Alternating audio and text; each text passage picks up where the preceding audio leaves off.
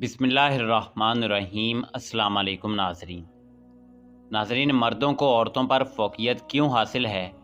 जायदाद में मर्दों का हिस्सा ज़्यादा और औरतों का कम। औरतों की 2 गवाहियाँ मर्द की 1 गवाही के बराबर।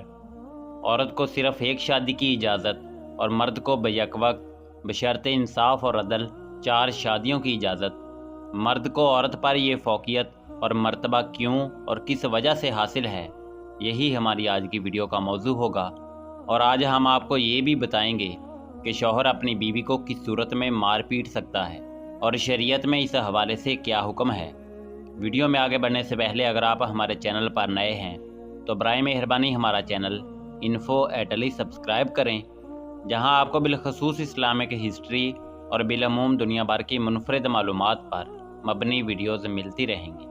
नाज़रीन, कुरान मजीद फ़ुरक़ान हमीद की सूरह निसा की आयत नंबर 34 में अल्लाह रब्बुल इज़्ज़त ने इरशाद फरमाया, मर्द औरतों पर निगहबान हैं इस वजह से कि अल्लाह ने उनमें एक को दूसरे पर फजीलत दी, और इस वजह से कि मर्द औरतों पर अपना माल खर्च करते हैं तो नेक औरतें शौहरों की इताअत करने वाली और उनकी अदम मौजूदगी में अल्लाह की हिफाजत और तौफीक से हिफाजत करने वाली होती हैं। और जिन औरतों की नाफरमानी का तुम्हें अंदेशा हो उन्हें समझाओ और ना समझने की सूरत में उनसे अपने बिस्तर अलग कर लो, और फिर ना समझने पर उन्हें मारो। फिर अगर वो तुम्हारी इताअत कर लें तो अब उन पर ज़्यादती करने का रास्ता तलाश ना करो। बेशक अल्लाह बहुत बुलंद, बहुत बड़ा है। नाज़रीन, औरत की ज़रूरियात, उसकी हिफाजत, उसे अदब सिखाने और दीगर कई अमूर में मर्द को औरत पर तसल्लुत हासिल है, और ये कुरान का फ़ैसला है। गोया कि औरत रियाया और मर्द बादशाह, इसलिए औरत पर मर्द की इताअत लाजिम है। इससे एक बात ये वाज़े होती है कि मियाँ बीवी के हकूक़ एक जैसे नहीं, बल्कि मर्द के हकूक़ औरत से ज़्यादा हैं, और ऐसा होना औरत के साथ नाइंसाफ़ी, जुल्म नहीं, बल्कि ऐन इंसाफ और हिकमत के तकाज़े के मुताबिक है। हज़रत साद बिन रबी रज़ी अल्लाह तआला अन्हो ने अपनी बीवी हबीबा को किसी ख़ता पर एक तमांचा मारा जिससे उनके चेहरे पर निशान पड़ गया। ये अपने वालिद के साथ हजूर सैयदुल मुरसलीन इमामुल अंबिया जनाब मोहम्मद रसूलुल्लाह सल्लल्लाहु अलैहि वसल्लम की बारगाह अक़दस में अपने शौहर की शिकायत करने हाजिर हुई। सरवरे दो आलम सल्लल्लाहु अलैहि वसल्लम ने क़सास लेने का हुक्म फरमाया। तब ये आयत करीमा नाजिल हुई तो आप सल्लल्लाहु अलैहि वसल्लम ने क़सास लेने से मना फरमा दिया, मगर ये याद रहे कि औरत को ऐसा मारना नाजायज़ है। यानी औरत को सिर्फ समझाने की गर्ज से आप थोड़ा बहुत मार पीट सकते हैं, मगर ज़्यादती और जुल्म और तशद्दुद जायज़ नहीं। नाज़रीन, मर्द के औरत से अफजल होने की वजूहात कसीर हैं। उन सब का हासिल 2 चीज़ें हैं, इल्म और कुदरत। उनमें कोई शक नहीं कि मर्द अक्ल और इल्म में औरत से फ़ाइक होते हैं। अगरचे बाज़ जगह औरतें बढ़ जाती हैं, लेकिन मजमूई तौर पर अभी भी पूरी दुनिया पर निगाह डालें तो अकल के अमूर मर्दों ही के स्पुर्द होते हैं। यूं ही मुश्किल तरीन अमाल सार अंजाम देने पर उन्हें कुदरत हासिल है। यही वजह है कि मर्द अक्ल दानाई और कुव्वत में औरतों से फ़ौक़ियत रखते हैं। मज़ीद ये कि जितने भी अंबिया, खुलफा और आइमा हुए सब मर्द ही थे। घुड़सवारी, तीर अंदाज़ी और जिहाद मर्द करते हैं। इमामत कुबरा यानी हुकूमत व सल्तनत और इमामत सुगरा यानी नमाज की इमामत, यूं ही अज़ान, खुतबा, हदूद व क़सास में गवाही बिल-इत्तिफ़ाक़ मर्दों के ज़िम्मा है। निकाह, तलाक, रजू और बैक वक्त 1 से ज़ायद शादियां करने का हक़ मर्द के पास है, और नसब भी मर्द ही की तरफ से मंसूब होता है। यानी किसी भी शख्स के बाप दादा का नाम उसके नसब के हवाले से लिया जाता है, माँ का नहीं लिया जाता। ये सब मर्द के औरत से अफजल होने पर दलालत है। मर्दों की औरतों पर हुक्मरानी की दूसरी वजह यह है कि मर्द औरतों पर मेहर और नान नफ़क़ा की सूरत में अपना माल खर्च करते हैं, इसलिए उन पर हाकिम हैं। ख्याल रहे कि मजमूई तौर पर जिनसे मर्द जिनसे औरत से अफजल है, ना कि हर मर्द हर औरत से अफजल। बाज़ औरतें इल्म दानाई में कई मर्दों से ज़्यादा हैं, जैसे उम्मुल मोमिनीन सैयदा तैयबा ताहिरा हज़रत आयशा सदीक़ा रज़ी अल्लाह तआला अन्हुमा जैसे लाखों मर्द उनके नालैन की खाक के बराबर भी नहीं। यूं ही सहाबिया औरतें गैर सहाबिया बड़े बड़े बुज़ुर्गों से अफजल हैं। نیک اور پارسا عورتوں کے اوصاف بیان اس طرح فرمائے جاتے ہیں کہ جب ان کے شوہر موجود ہوں تو ان کی اطاعت کرتی ہیں اور ان کے حقوق کی ادائیگی میں مصروف رہتی ہیں اور شوہر کی نافرمانی سے بچتی ہیں، اور جب موجود نہ ہوں تو اللہ تعالیٰ کے فضل سے ان کے مال اور عزت کی حفاظت کرتی ہیں۔ کثیر احادیث میں نیک اور پارسا بیویوں کے اوصاف اور ان کے فضائل بیان کیے گئے ہیں۔ ان میں سے 2 احادیث یوں ہیں۔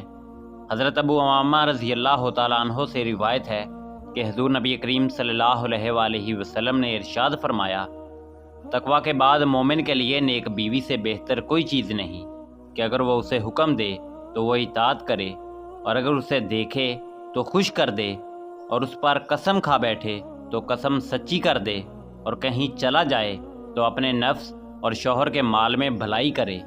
اسی طرح حضرت عبداللہ ابن عباس رضی اللہ تعالیٰ عنہ سے روایت ہے، رسول کریم صلی اللہ علیہ وآلہ وسلم نے ارشاد فرمایا، 4 چیزیں جسے ملیں اسے دنیا اور آخرت کی بھلائی ملی۔ نمبر 1 شکر گزار دل، نمبر 2 یاد خدا کرنے والی زبان، نمبر 3 مصیبت پر صبر کرنے والا بدن، اور نمبر 4 ایسی بیوی کہ اپنے نفس اور شوہر کے مال میں گناہ کی متلاشی یعنی اس میں خیانت کرنے والی نہ ہو۔ ناظرین، اسی طرح قرآن مجید کی سورہ نساء میں میراث کے حوالے سے خالق کائنات نے ارشاد فرمایا، یعنی مرد کا ایک حصہ عورت کے 2 حصوں کے برابر ہوگا۔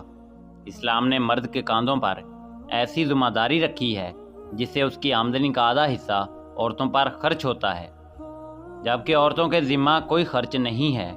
ایک شوہر پر واجب ہے کہ اپنی زوجہ کو مکان، لباس، کھانا اور دوسری چیزوں کا خرچ ادا کرے، اور اپنے بچوں کا خرچ بھی اسی کی گردن پر ہے، جبکہ عورتوں پر کسی طرح کا کوئی خرچ نہیں ہے، یہاں تک کہ اپنا ذاتی خرچ بھی نہیں۔ لہذا ایک عورت میراث سے اپنا پورا حصہ بچا سکتی ہے، جبکہ مرد اپنے حصے کو بیوی بچوں پر خرچ کرتا ہے، جس کا نتیجہ یہ ہوتا ہے کہ مرد کی آمدنی کا آدھا حصہ اہل و عیال پر خرچ ہوگا اور آدھا اس کے لیے باقی رہے گا، جبکہ عورت کا حصہ اسی طرح محفوظ رہے گا۔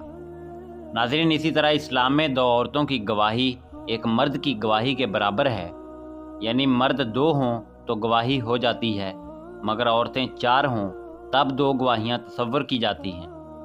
اسلام میں عورت کی گواہی ایک متنازع مسئلہ بھی ہے۔